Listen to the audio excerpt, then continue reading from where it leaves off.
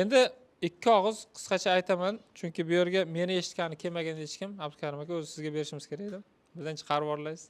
Tepib deydi. Biz qanday yashayapmiz? Shunga bir e'tibor qilishimiz kerak-da. Men juda ham hurmat qilgan bir inson bor, bir vali zot o'tgan.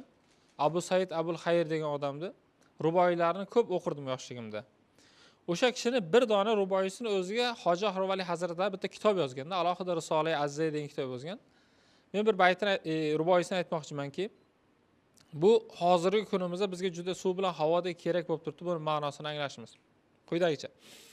Maydon bor-u, mardum maydon yo'qdir. Mardlardachi shavkatu shon yo'qdir. Sirtlaridan g'irt avliyo ko'rinsalarda, qalblarida zarracha iymon yo'qdir dedi. Bu juda ham og'ir ruboiy. Ya'ni biz suratimiz bilan siratimiz bir xil yashayapmizmi, yo'qmi? Sababi seshilda ham aytdik shu gapni. Akalar, bitta oddiy odam yiqilsa, bir o'zi yiqiladi bu hayotda. Siz bilan biz yiqiladigan bo'lsak, minglab, millionlab odamlar yiqiladi. Siz bilan bizni oyog'imiz chalishi yo toyishiga ham haqqi yo'q. Men ko'p aytaman, endi avvalo Allohdan, lekin mana bu tanani biz mahkam avaylab asrab turishimiz kerak. Nafsimizni yaxshi ko'rganimiz uchun emas, shu o'zbeklar uchun, xalqimiz uchun, insoniyat uchun asrashimiz kerak-da. Sog' salomat qilib turishimiz kerak. Niyat bilan insonni oddiy qilib turgan ishi ham qancha katta savob olib keladi. Masalan, Jahongir o'sha kuni Po'latov zo'r haligi narsani aytdi, ya'ni yumaloq video qilib kanaliga. Mana men hozir juda ham tig'iz kun bo'lishidan qat'iy nazar, bo'lmasa o'sha kuni mukofot olish kerak. Bu kunisiga haligi bosh vazirlikni ko'rish kerak. Soat 6 da o'zi taksiga kelish kerak, yugurib yuribdi u bola.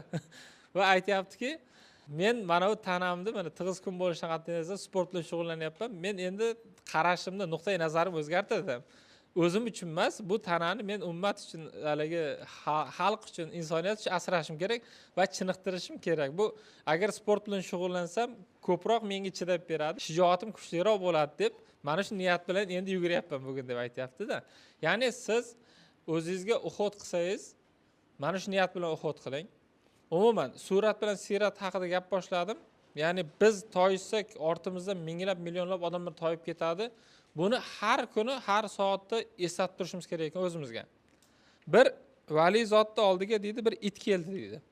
It keldida hol tilida gapirdi. Men senga falonchi Sofiydan shikoyat qilaman deb aytdi. Nimaga desa, meni urdi u dedi. Nohaqdan urdi dedi. Dedi, kelingchi deb haligi chaqiradi. Ikkalasini yonma-yon qo'yadi, shu yerda suhbat boshlanadi. Siz nimaga buni urdingiz desam, o'zi keldida deydi, bundoq kiyimimga tegib o'tib ketdi deydi. Sen meni kiyimimni bulg'ading deb turib urdim keyin deydi.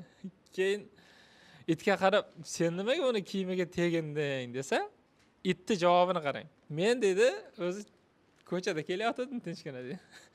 Haligi dervishlarning hirqasini kiyib olgan deydi, o'zidan bir chiroyli shayxni yasab olgan bu odamni ko'rdimda deydi. Allohning bir oshiq bandasi ekan bu. U asosiy fokusi, asosiy diqqati zikr bilan bo'ladi. U doim Allohni o'ylab yuradi. Meni hali zamechaniya deydi ruschasiga. E'tibor ham qilmasa kerak deb turib, borib kiyimidan bunday teginib o'tdim deydi. Bu ham ko'ngli shu qadar bo'lardi, yaxshi ekan, shu qadar mehribon zot, yaxshi inson, menga teginmaydi degan yaxshi gumonda tegindim deydi. Bu meni aylantirib solib qoldi, rosa urdi deydi-da. Bu men sirti ko'rinishidan vali zot ekan deb gumon qilib teginsa meni urdi deydi. Endi meni haqimni olib ber deydi. Haqing nima desa, kiyimini yechib tasha deydi.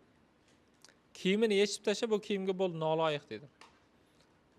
To menga o'xshab adashib kelib, buni yaxshi gumonda, yaxshi inson ekan deb yonida ko'pchilik kalta yeb qolmasin deb kiyimini yechib tasha deydi. Hali itni gap yerda qolmasdan kiyimini yechib, haligi spiskadan o'chirib tashadi, u odam chiqib ketdi deydi. Bu bilan nima demoqchiman akalar? Biz tashqi ko'rinishimizdan juda ko'pchilik uchun kumirmizda, juda ko'pchilik uchun ideal odamlarimizda, lekin biz kumirmizmi, idealmizmi, boshqamiz bilmayman. Bizni bahoyimiz maxfiy qolganda, o'zimiz nafsimiz bilan yolg'iz qolganda beriladi. Ya'ni men doim aytaman, vijdonimiz oldida yuzimiz yorug' bo'lsin. Ertaga Xudoning oldiga borganda odamlarning orasida qanchalik g'ayrat qilganimiz, bularning orasida qanchalik shijoatli bo'lganimizdan ham ko'ra, yolg'iz qolganimizda nafsimiz bilan, shayton bilan, bo'lib Alloh taolo bilan yolg'iz qolganimizda attitude deydi, o'zimizni qanday tutishimizga qarab ko'proq so'ralamiz.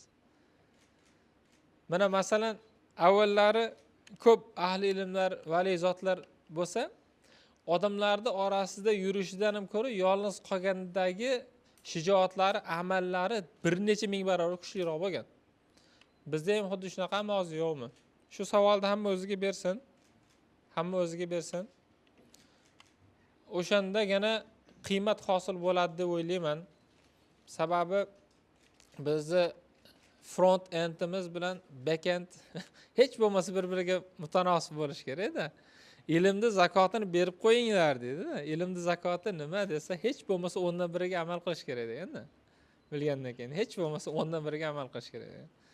Biz juda ko'p narsani bildik. Endi shunchaki amal qilish qoldi. Kattakon rahmat aytib olasiz. Shuni aytmoqchi edim. Muhammad Ali, sizga rahmat kattakon. Hali bu birinchi qismi, hali ham davom etasiz. Alloh rozi bo'lsin. Xush kelibsiz.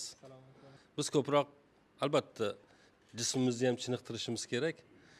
Biz tug'ilgandan o'lgungacha o'zi aslida jismimizni chiniqtirish bilan band bo'lamiz. Unga yediramiz, ichiramiz, boqamiz, tamballashtiramiz boshqa. Lekin siz va sizga o'xshagan yigitlarni millatimiz ichidan paydo bo'lishi bu millatni ongini, tafakkurini, fikrini, fitratini yuksaltirishga xizmat qiladi inshaalloh. Alloh rozi bo'lsin. Xush kelibsiz.